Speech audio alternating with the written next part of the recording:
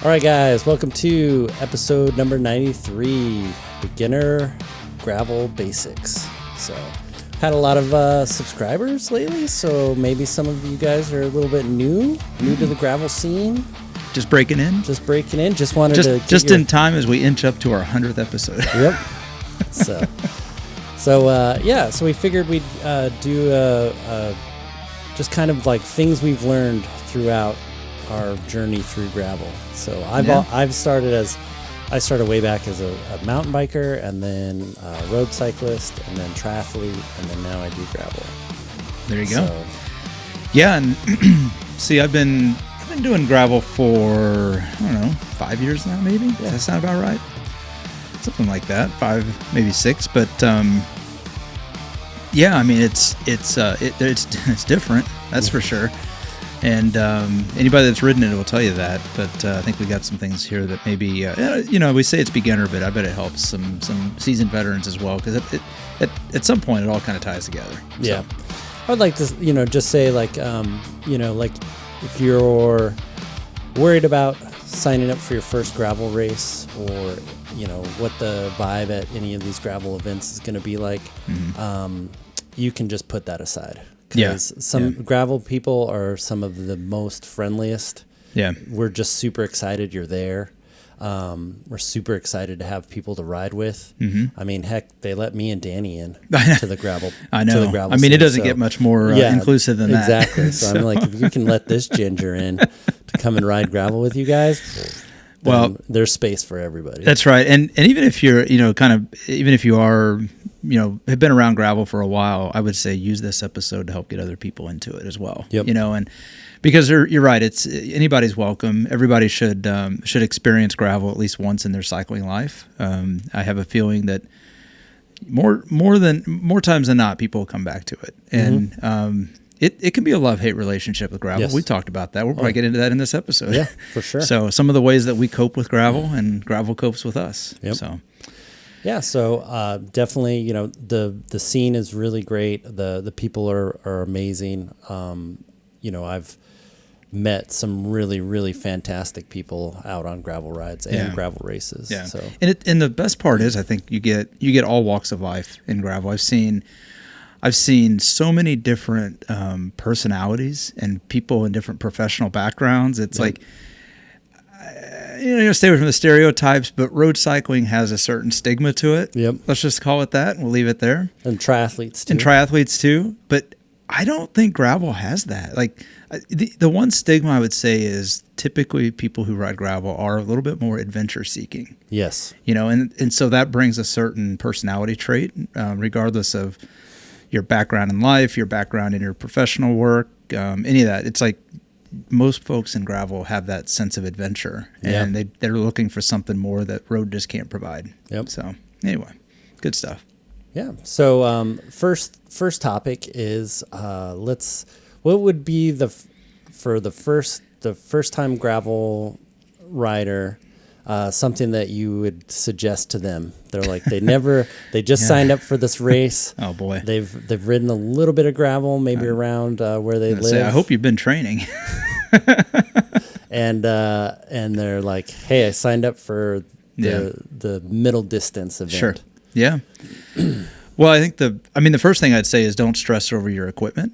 Yep. I mean, if you've been riding gravel on any level of training, and again, if you're signing up for a middle distance event, that means you've probably done some amount of at least road riding at a minimum. Yep. And I think one thing I've noticed, and you've probably seen this a lot more than I have, people obsess over the equipment and the gear they have, and whether that's the bike itself, tire choices, they hear about tire pressures, and do I need that tire, this tire, which one's better? Again, bike choices is always a big one. And then on top of that, it's like, well, do I need bags all over my bike? Do I need a backpack? Like, how do I do water? I don't obsess over it. Just, it's still riding a bike, and I think that's the part that you can't let go of. You have to remember you're still just riding a bike. Yep. And if you're doing a middle distance event, are you more likely to puncture? Yes. But if you've never ridden before and gravel is your first time really getting on a bike, as any kind of sport, then make sure you know how to change a tire and all the basics, plug a tire, all those kinds of things. But at the end of the day, it's still, you're just riding a bike. Yep. So don't obsess. I think that's the one thing I see a lot of people do. Even veterans of the sport. I mean, myself, we obsess, but I mean, I mean, but maybe. Again, like, it's kind of fun to obsess, but like once it needs to be healthy. Yes. Once the decision's made, I tend to just go with it. Yeah. So I make the decision on, let's say I'm going to a gravel race and I decide that I'm going to run, these tires at this pressure. Right. The decision's already made, regardless of what anybody says about the course. It's you don't get influenced easily. Yes, I'm gonna be like, well, that's what I picked. I'm not gonna fret over it. I can remember. So I say don't obsess because I think I've learned that lesson a few times. I can remember the night before an Unbound race, we were sitting at the hotel room and we were talking about tire pressures and all this good stuff. And then we got talking about the tires themselves. And of course, I always bring spare tires to put in my drop bags. Mm-hmm. And then I had spare tires beyond that because I was like, well, you never know about course conditions and all that kind of stuff. Probably borderline obsessing. It did get to a point of obsession because then we started looking up tire rolling resistances. And it was like fractions of a fraction difference. And it's like, all right, we got to stop doing this because there's no reason to be changing my tire in a hotel room the night before a race. That's just dumb, So it's like don't do that. Like don't fall into that trap. It's just not worth it. Yeah, I tend to find that you can obsess about the rolling resistance and stuff like that, but I think we were having this conversation on our ride this weekend was that the tires that I was running that I've been training on lately, they don't inspire a lot of confidence in the corners. That's true.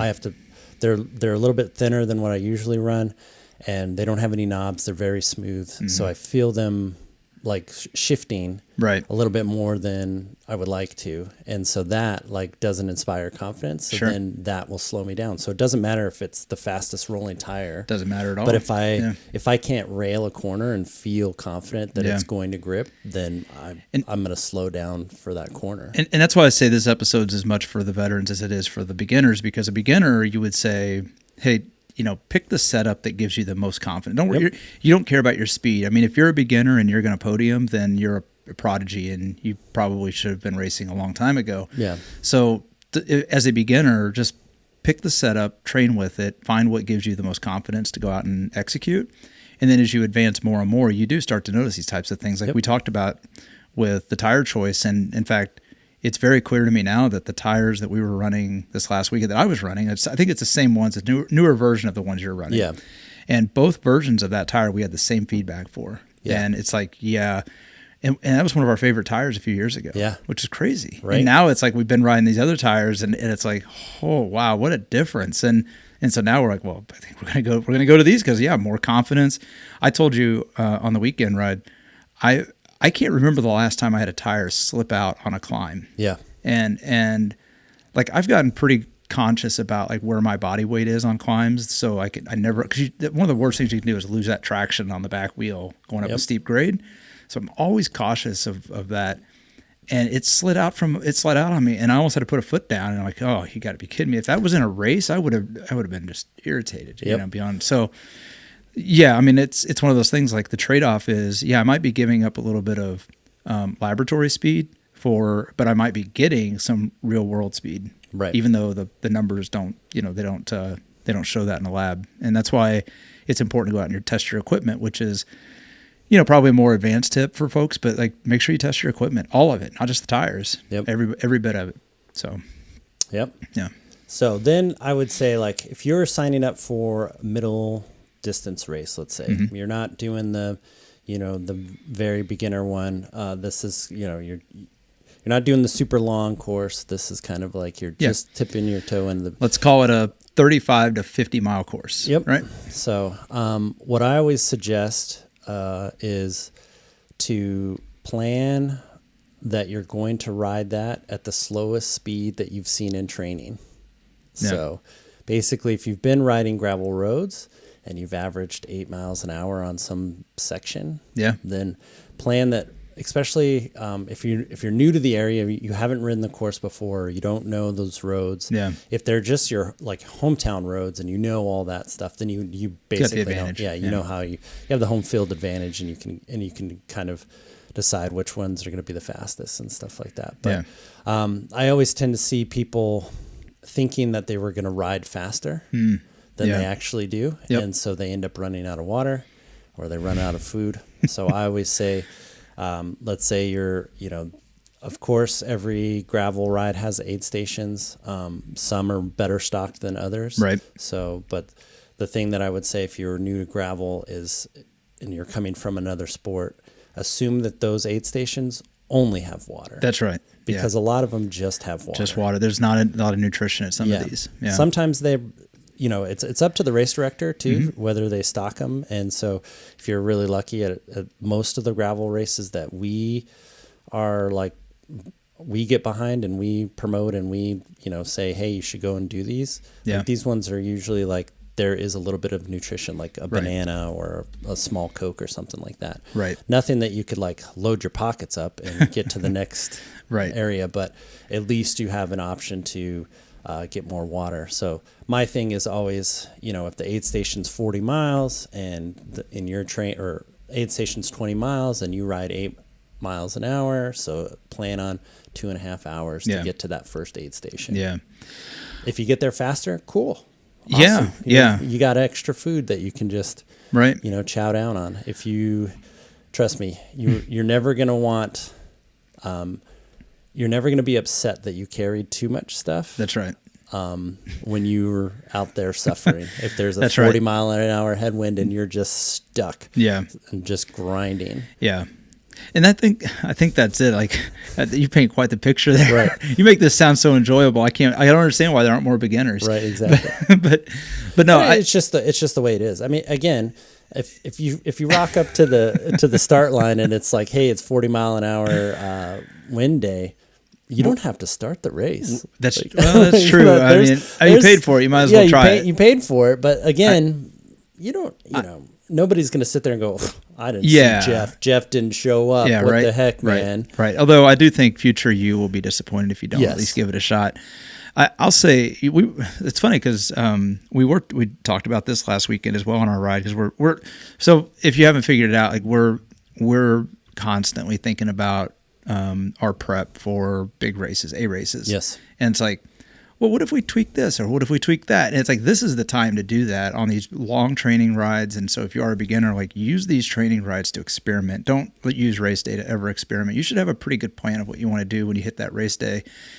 And so we talked a lot about this on the long ride this weekend, was like just calculating water and nutrition. And I think I made a comment to you, like, I always assume no matter what, this is the bare minimum speed that I expect to go on most terrain. Now, if it's a straight uphill climb, obviously I got to take that down. Yeah.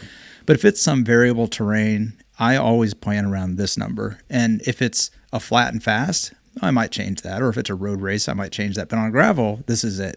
So I'm carrying enough water and I'm carrying enough nutrition to at least get that covered. Yep. Bare minimum, no doubts about it. And if that means I'm carrying an extra liter of water, and then so be it. If it's a hot day, I'm going to be thankful I carry that extra liter of water, because guess what? You're going to probably go slower than you realize. And if I get to the next stop or the next aid station and I've got an extra liter of water, well, that's one less liter I have to fill up. So it's like but my biggest fear is running out of water on a course like that, especially as the temperature starts to dial up. It's like, you don't want to be out there dehydrated. That's the worst, because in a lot of these races, and the races directors will tell you this and all their materials leading up to, don't expect a fast recovery.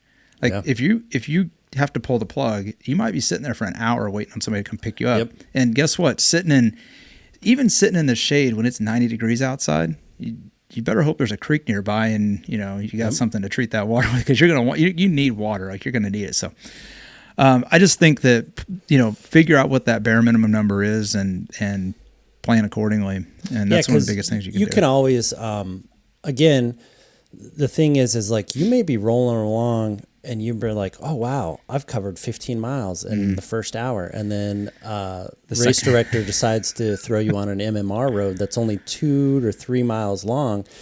and you're now just crawling. You're on it for 30 minutes. Yep, because you're on it for 30, 40 minutes. You know, you're for 3 miles. You know, it's just one of those things that if you don't know the race course and you don't know those roads, you may think that you're flying, and the next thing you know, oh man, this is a pretty gnarly section, because that happens. Yeah.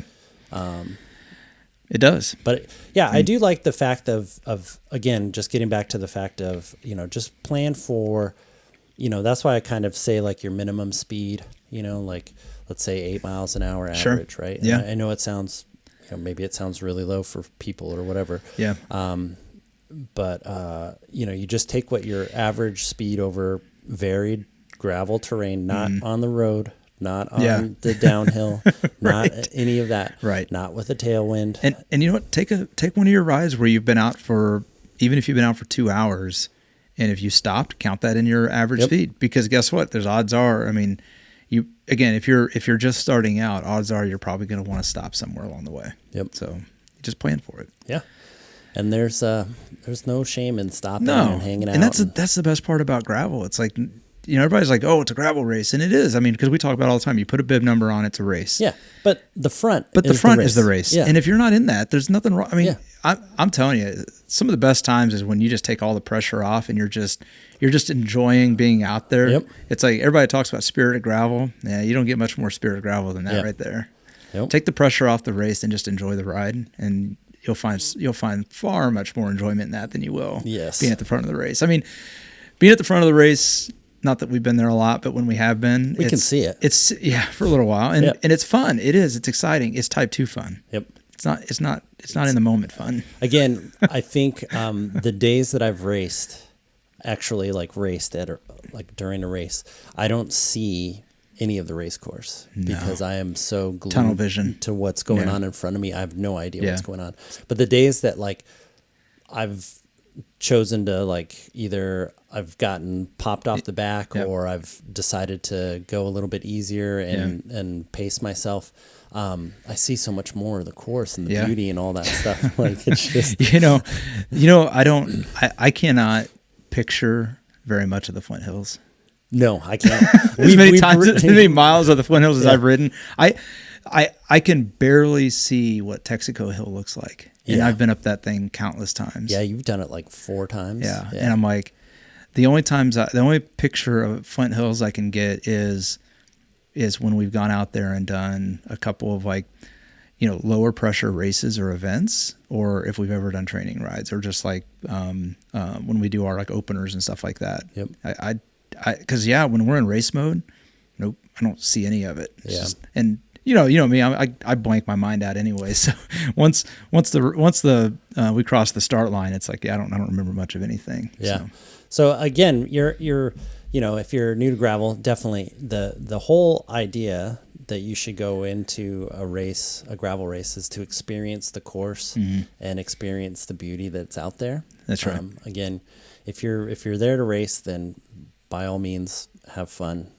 Enjoy it. It's going to be great. Yep. But yeah, the main focus is to enjoy the beauty that's out there. That's right. Yeah, and that's so it kind of goes into like, where do you pick your first race? I mean, or any races for that matter. I mean, if you're just getting started in this, it's like, where do you even begin? Like, how do I know I'm not just wasting my time out there? I mean, there's some very beginner friendly courses and events out there that, and most of the ones that we do have a lower or middle distance that is very beginner friendly. Yep. And the directors do a fantastic job of not sending you out on a super challenging course that's just going to make you want to. They give you a little taste of it. Like the first hit's free kind of thing. Yep, exactly. They just left a little, wet your beak a little bit on the old gravel stuff. When the race directors, when they sign up for the full distance, that's when we hammer them with everything this place has. That's right. And so just know that if you sign up for the big boy distance, the big distance, you're going to get everything. Yeah, every bit of it. They're going to find all the hills, and then you're going to go up them twice. My favorite is when you start looking at the course map and you see where it kind of just does one of these little kickouts, and you're like, jeez, I know where that means. Yep. Yeah. There's either a really hard MMR road or a ridiculously stupid climb. Yeah. And then to get to the other part too, like just thinking about the route and stuff, study the map, because if you do run into trouble, your best option is to go to the nearest town or to beeline it back to the start. Yeah. So just know that like, know your outs basically. Know that like, if you're running into trouble, you're not feeling very good, you're kind of bonking, like, you know, is there a town close by that you can go and get to a gas station, get yourself righted, you know, that kind of stuff. 'Cause nothing's worse than just waiting on the side of the road, right, in the middle of nowhere, and you don't know where you are, right, and you're just like, I don't know, and to find out the town was only 2 miles to the north. That's right, and you could have just gone and wait there, you know. Yeah, and that's where, you know, we talk about equipment a little bit. Having, you know, a lot of people, they just get started. They, you know, they might go a little cheap on the bike computer or something like that, and it's like, nothing wrong with that. In fact, I know a lot of people, there's some people I know don't even have a bike computer. They still use old school like cat eye and stuff like that, which, hey, whatever. Do whatever works for you, but either have a very good bike computer. Your phone may not always get signal, and that's the problem. So if your phone, like if you're going to be doing these things, go ahead and download like Google Maps, download the area map, so that you have access even without cell signal.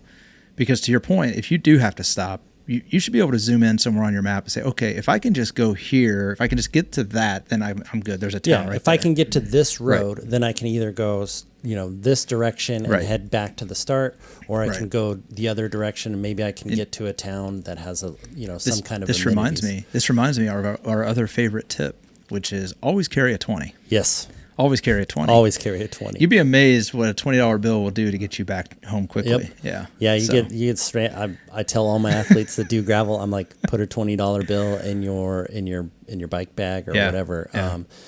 Cause you'll be riding along and, you know, maybe you have a, you know, double flat and you don't have enough stuff to fix it. And there's some guys with a pickup truck and you're just like, hey, $20. $20 to get me to the closest town. Give me to the nearest town, and we'll, you know, it's all good. Yeah. So, we were talking in the pre-show about this. What I want to ask you first, and then I'll give you my answer. So don't steal my answer. Okay. What is I'm actually stealing your question. What is one of the sort of realizations or things you've learned about gravel? That, you know, especially early on, that maybe surprised you, or that, you know, if you could just kind of like pound it into a beginner's head, like this is what you want. You really want to understand this. I think for me sometimes it's like the easier the course looks, the harder it is. like they're just screwing with me, aren't they? Yeah. So. I mean, there's so many things to learn, but the biggest thing I think to learn for a new gravel cyclist is that you're out there for the adventure. You're not out there for the place. You're not out there for your finishing time. If you finish at the very end, you still finished.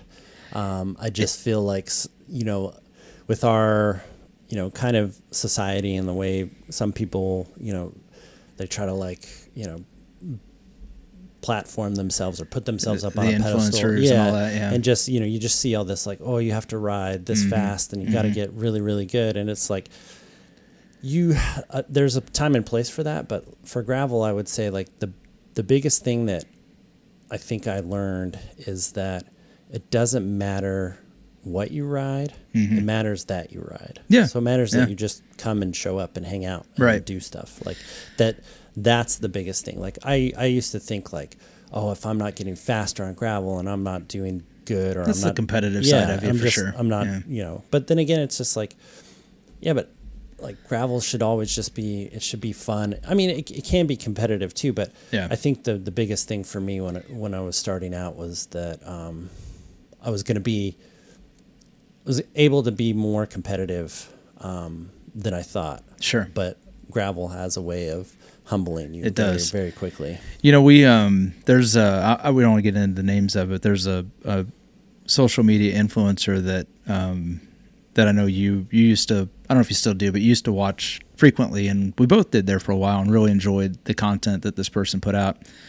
And we were at Unbound the year I did the 100. I think you did not get in that year, if I remember right. And you crewed for me, which that was the year. So if Travis is never doing, if he's not doing Unbound and he's available as a crew for hire, you should hire Travis as a crew for hire, because I had him as crew, and I wasn't sure what to expect, but it was professional level. I'm not even joking. Like, it was professional level, in and out and on the road and both stops. It was phenomenal. He was phenomenal. Moving fast. I was, and actually that was the year I actually finished very well. I was like maybe an hour behind the winners of the age group classifications.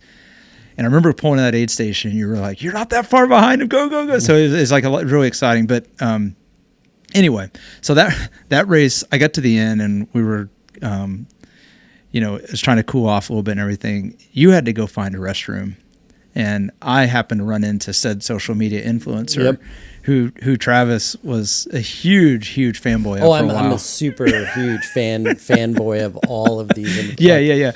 And so I happened to run into this person, and we got to talking and got a picture and everything. It was great. And anyway, he asked me, he's like, "Oh yeah, did you do the race?" I was like, because I got cleaned up by that point. I said, yeah. I said I only did the 100. He's like, "This is the only event that somebody would say I only did the 100," and it's like, there is no, like, that is not easy. Exactly. There's no shame in that. Like, of course he attempted the 200. He didn't. I don't think he finished it that year. Yeah, no, the 350 or the 350. I'm sorry, he did not finish it. Yep. And but it's that I want to kind of tell a story, because people do. You get these the influencers, all that stuff. It's like, put all that to the side, and nobody. I only cares. did the 20 miles. Yeah, who cares? Good, that's awesome. Freaking 20 awesome. miles is way better than nothing. Yes, and I know. I mean, we both know several people who religiously will go out and do Unbound, the lowest distance, because they want to experience the event, they want to see the scenery, they want to just take it all in, and that is awesome. Yep. And so, yeah, you should never feel like disappointed about the distance you choose. I hope nobody thinks that way, but I'm sure it gets in people's heads. But yeah, again, if you're new to gravel, you don't have to do the long distance stuff. No. 90% of the time that I'm out there doing the long distance stuff, I'm like, why didn't I sign up for the shorter stuff? Well, heck, it happened this year at Dirty Disco. Yeah. And like, most of the people we rode with last year all did the lower distance, and we're like, why are we the idiots that came out here to do the full distance? Like, I don't know. I mean, we drove 4 hours to get, or however 3 hours to get there. We might as well do the long distance, but we might be thinking twice about that next year. Yeah. So anyway. Again, it's never like, oh, I'm only just doing blah blah blah. Right. Like, no, you're participating in the day, and that's what you want to. That's what you want to focus on. Kind of in that vein, where my head was at when we were kind of talking about that question around, what would you want to kind of pound into somebody's head as a beginner to help them understand. Is that probably the first thing I noticed after, well, first of all, when you first get into gravel, it's just so overwhelming because there's so much more around bike handling. It's such a bigger component. And so I know a lot of people get that getting over those nerves and getting over that feeling at first. And like the first time you go into a corner and the back wheel starts to slide out, if you don't come from a mountain biking background, like most road cyclists have never felt that. Yeah. And if they have, then that's a very uneasy feeling on a road bike for sure. But on the gravel bike, it's a lot more common, and it's actually sometimes it can even be faster if you know how to handle a bike like that. But that's beside the point. The point is like, as you kind of get into riding, the one thing I recognized early on was there's never a free mile in gravel biking. Like, no. There's just not. It's we've always compared, like, it's the closest thing to riding an indoor trainer outside. In erg mode. Like, there's just never a free mile, and it's like you. Think about like a road bike when you coast down a hill and then you kind of hit a flat section. Like, you coast and you just keep going, right? So but you do that on a gravel bike, you get to the bottom, like, you're pretty much going to stop. Like, you're going to decelerate the whole way down, and then you're almost going to stop at the bottom. So no free miles in gravel. So it's constant pressure on the pedals. And if you learn to do that and you just kind of get yourself ready for that, then you just get used to it, and then it's not an issue. And that's just one of the things I think that I learned early on. I think it makes you a better road cyclist too. If you go back and do road group, especially group rides, so many people in groups let up off the pedals. It's there's a lot more coasting Yeah. in road rides than there is in gravel. That's right. So Yeah. it's just that constant turning, again, it's just like riding the trainer indoors on a That's right. road. It just That's right. you have to just spin the pedals all the time, no Constantly. matter what. Constantly. But again, I think it makes you a better rider, more consistent rider. And then, as I mentioned, the bike handling side, you just get much more balanced on the bike. And I just think you start to, again, it's all subconscious, like your stabilizer muscles, everything starts to you just become more confident on the bike. And I mean, I love riding the road bike now, especially after gravel season. It's so much more fun than it ever was before. More. Yeah. So. All right. So, no free miles in gravel. It can't be said any better than that. Like, it's again, I think people go like, oh, it's gravel roads. It's going to be, it's nice. It's easy. A lot of times I think, I always try to be the honest person, especially when I, explain, to people like why I ride gravel, like, and then when I explain it to them, they're like, why do you even do this? So there's something in that accomplishing the hard, the fact that it is hard, that you just get from it. So it's so rewarding to do gravel and stuff. So again, just if you're new to it, just give it a couple of races, don't overthink things. Try to plan, for the aid stations. That's right. Plan for, making sure that you're gonna plan. So like, if you're planning, if your average miles are, let's say you're gonna be out there on a course for 5 hours. Yep. I always tell everybody plan for 6. That's right, for sure. So for sure. If you're rolling faster and you're making up time, you can easily ditch, any excess water that you have. Yep. The hardest thing to do in the world is to fill that water bottle when it's empty.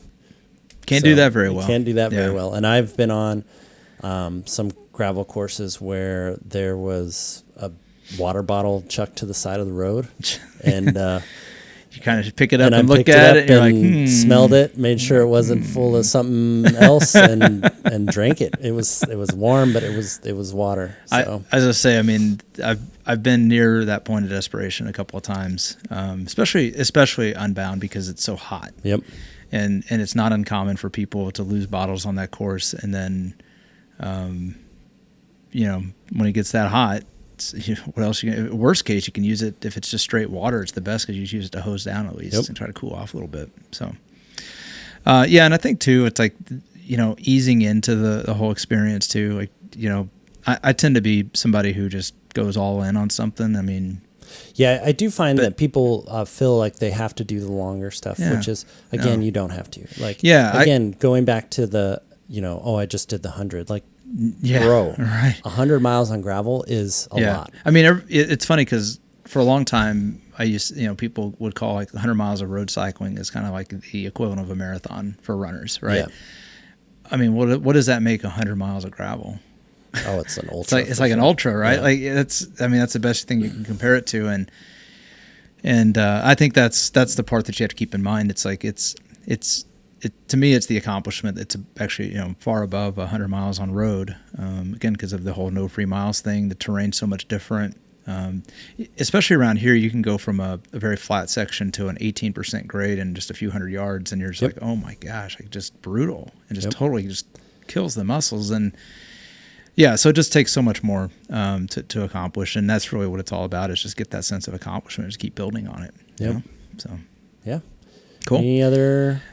I got a little controversy on the rapid fire here. Oh, okay. If you want to do some rapid fire. Yeah, I love rapid fire. You know how much I love it. I know, right?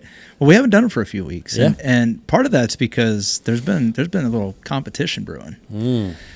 Little controversy going on here. So, for a long time we've used ChatGPT as our sacred creator of the SufferSooner podcast rapid fire segment. Yep.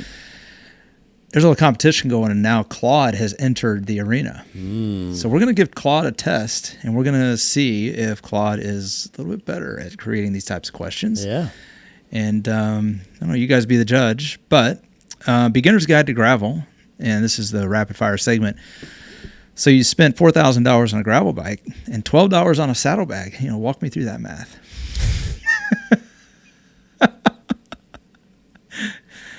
Well, part of that is because bikes in general are just ridiculously priced right now. So can we just have a conversation about that for a second? If you're just starting out and you're staring at the price tag of an $8,000 bike to have, you do not need that, right? Like you don't need that. In fact, you should not get an $8,000. Certainly not. I mean, I don't care if your budget allows for it or not. That's a lot of money to spend for a bike that's probably going to get a lot of chips and dings and crashes on it. Yeah. So I think, you know, if you can find a good used bike that's in great mechanical order and otherwise is worthy of riding, go for it. Yeah, and again, if you're thinking about, you know, if you're just getting into gravel, like you don't have to have a quote unquote gravel bike. You could have a cyclocross bike.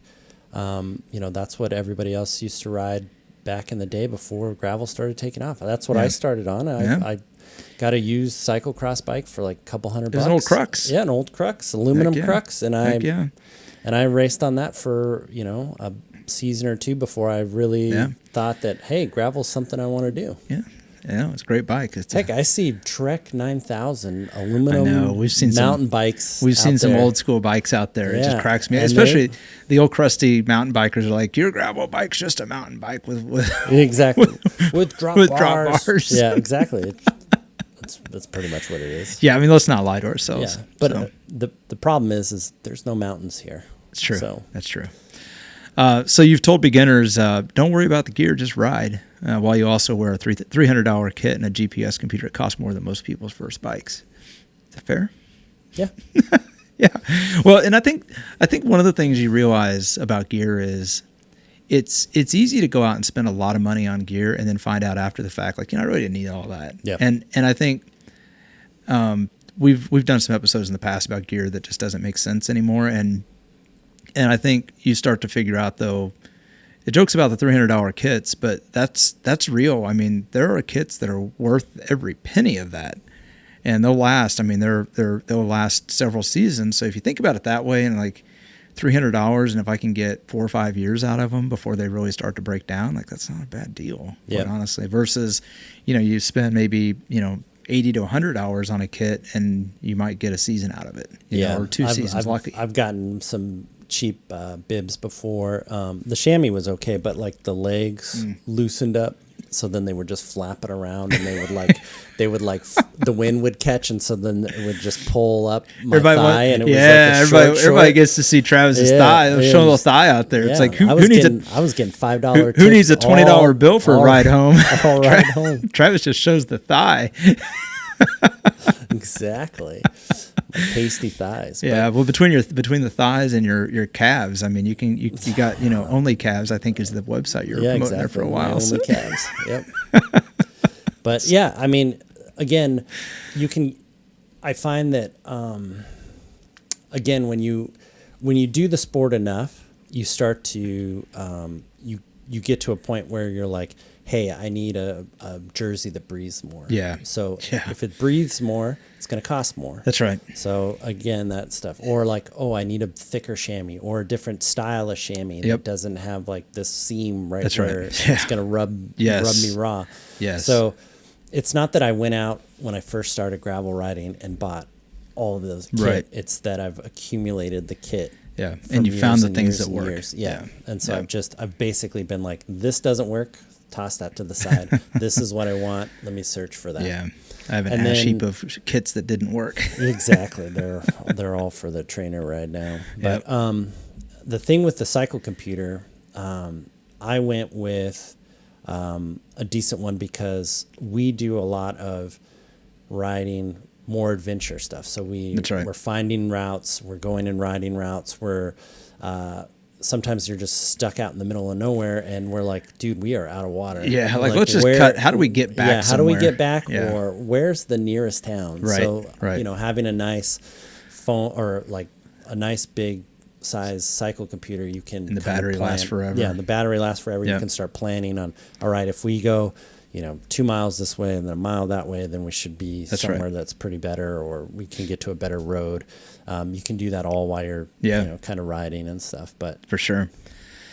So you're 20 miles in, your chamois cream has given up, your snack fell out a mile back, and there's a cow blocking the road. What breaks first, you or the cow? I mean, this is a real scenario. I don't know why you wouldn't go back for the snack, though. It's a mile back. It's up a hill. I would have got it when it fell out.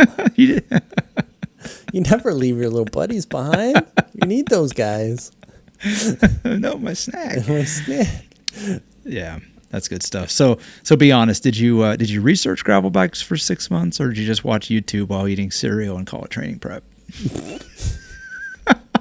That sounds like a Travis thing right there. I'm just gonna scroll the gram and eat some cereal. Yeah, eat some cereal. I'm just getting ready for my ride, guys. Just getting ready for the ride. No, I am.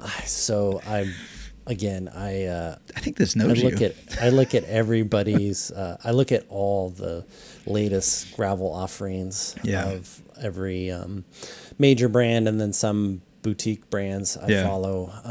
Again, I'm always trying to look for the next thing that's going to fit, because again, the bike that I'm on only lasts so long before stuff really starts breaking. Yeah. Here, you ready for a hot take? Yeah. All right. Gravel riding. It's a genuine spiritual experience connecting you to the earth, or just road cycling that got a little lost and refuses to ask for directions. I think it's a spiritual experience, but I don't think it connects you to the earth. No. I think it connects you to some higher form of just, again, we don't call it SufferSooner for nothing, but, some of the gravel rides are brutal. And some of those you learn a lot about yourself, about your mentality, about your determination and stuff. And some of those are the most rewarding rides. And then some of them, they're still brutal. They're still hard, and you didn't learn anything that you didn't already know, and you just hate life. Yeah. Well, we joke about this, but we ride with a lot of folks that they're not afraid of the hard courses either. And we kind of joke, we're like who hurt you in your past? What makes you want to come out here and put, and it's kind of tongue in cheek, but at the same time, there's a lot of therapy in that suffering. And to your point, and I've had this conversation with several folks about, they don't understand. They don't get, why would you go ride 200 miles on a bike? I didn't want to drive 200 miles. Yeah, I can't tell you why. I can't tell you why. I don't know, but I can. Yeah, I can tell you when I finish it. Yeah, I feel pretty good. That's a huge thing. And I can tell you why I'm out there doing it. Yeah, 90% of it, I'm having the most fun.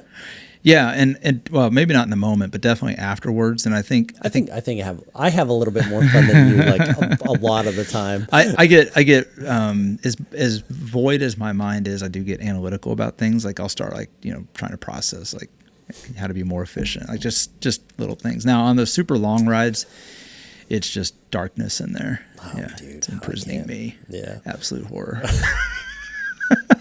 Yeah, Danny goes down. I'm the longer it is, it's just it's not like it's every pedal stroke you're getting closer, but it's not like you're going to be there in 20 minutes. It's That's true. I'm going to be there in 6 hours. That's true. So that's right. Every pedal stroke was one closer to the finish line. So I try to have as much fun as I can. Yeah, you might as well. So here we go. Another hot take. How about this? Firing it up. So gravel events with finish line beer, live music, and artisan tacos. Are we athletes, or are we just adult field trip participants who own very expensive bikes? Sounds about right. That sounds about right. Yeah, that. What's wrong with an artisan taco? Right. Freaking great. I love tacos. Yeah. Does it get any better than that? Yeah. That's, you go out there, you do the event, you accomplish something. Again, it's a reward. I get to eat everything I want for the rest of the day. Exactly. Yeah, for great. Suffering that much. That's right. Yeah. I don't What's your favorite post-race meal from a race? Oh man, I don't know. That's not a Claude GPT question or Claude AI question. That's just me asking. I don't know. I don't have a favorite. I just think just food in general is just good. Just food. I mean, it's definitely not something sweet because after 7 hours or 10 hours or whatever of drinking sugar water, I want something that's I need salty something and savory. fatty. Yeah, for sure. I think chips, like I've found that like just plain potato chips at the end of like a ride is kind of like a little slice of heaven, I think. Yeah. I will say, I think tacos are always a hit. There was at Unbound a few years back. I can't remember. I think it was Unbound. There was like a food truck there that was making street tacos on like a flat top grill, and they were freaking phenomenal. I could have sat there and ate like 2 dozen of them, I think. Yeah. The coupon only worked for like 3, but I enjoyed every one of them. I love tacos at the end of a race. Just they hit the spot. A lot of the locals like to do barbecue, and I love barbecue too, but sometimes I find like the barbecue sauce is a little too sweet. Yeah, you know exactly. What I mean? Yeah, and you're like I don't want the sweetness. Like just give me the pork or the brisket or whatever it is, and like if you've got like a like more of a tangy sauce, that's okay. But sometimes they're just too sweet. Yeah. So yeah. Anyway, man, I want to talk about food. I'm starving. Right. Exactly. So at what point does telling people you ride gravel become a personality trait, and are you already past it? I don't tell anybody to ride gravel. They always just my neighbors and stuff. They always ask me like, how many miles have you ridden today? Yeah, and I go, just shake their head. I'm like, do you want to know the mileage, or do you want to know like how long I've been out there? Yeah, my favorite is when people say like, I don't even like to drive that far. I'm like, well, I'm not driving it. I'm not. Yeah. So, how about last one here? You survived the wrong gear, the wrong nutrition, the wrong route, and at least one very judgmental horse. So why the hell are you going back out this weekend? Oh, do it all over again. Do it over just again. Do a little bit better every time. Oh, it's just so much fun. Yeah. And sometimes the horse, they're judgmental, but that's okay. Yeah. I've had a bunch of cows come running up to me thinking I was going to feed them or something. I know. Or maybe they've never saw a ginger before. And They're probably scared because it's the middle of the day. Yeah. They're like, oh my gosh, she's out in the daytime. Get him. What's going on? Go hide, run quick.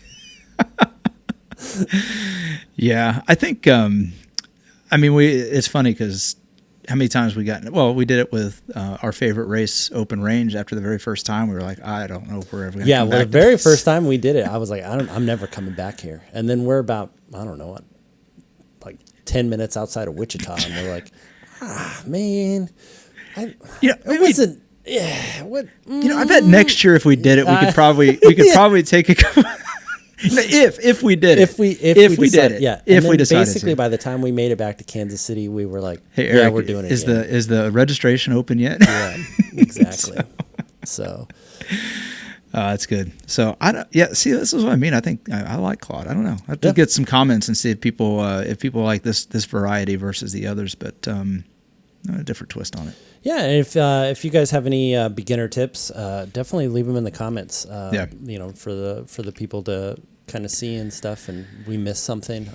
We just kind of basic. Just don't overthink the gear. Don't get too wrapped around everything. Just ride what's comfortable, and then definitely ride within your limit. So yeah, for sure. If you're doing 2-hour training rides, don't go for the 100-mile gravel ride. On the weekends, like try to ease into that whole thing at least until you get a sense for, what gravel's all about. Sure. What MMR roads are about. If you're hearing MMR for the first time, it's minimum maintenance road, and it's very minimum, and it's never maintained. Never. Yeah. And usually I would barely call it a road. I was going to say. It's more of like a trail, maybe like a path. It could be that, or it could be a route where nothing but Jeeps just terrorize the mud after it rains. Yep. And then you're just dealing with a rutted out, really hard to navigate section. Yep. So. And then, if you show up to a gravel race and you see me or Danny, we're super happy to see you. And, absolutely. Always happy to share. All the people that are there riding gravel are always happy to see anybody else riding gravel, because we all know how hard the sport can be, and we enjoy the fact that more people are coming to it. So You got it. all right, that's about it for me. Anything else from Claude over there? I think we're good. All right, well, thank you guys for listening, and we will talk to you later.